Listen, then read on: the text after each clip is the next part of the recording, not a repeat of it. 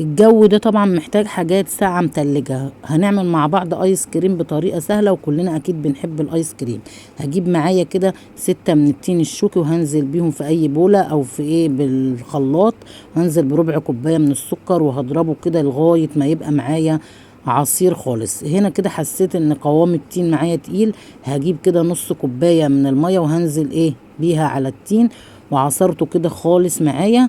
وهبتدي بقى اجيب معايا صفايه، وهصفيه من البذور اللي بتبقى فيه. وهنزل عليه هنا بكوبايه من الكريم شانتيه، وربع كوبايه من السكر البودر، وظرف من الفانيليا. وهضربه كده بالمضرب كويس لغايه يبقى معايا بالقوام اللي انتوا شايفينه. هنزل بقى بيه في العلبه ديت بالكمية كلها، وهدخله كده الفريزر ليلة كاملة. عايزة تخليه 8 ساعات مفيش مشكلة، بس يفضل ليلة كاملة.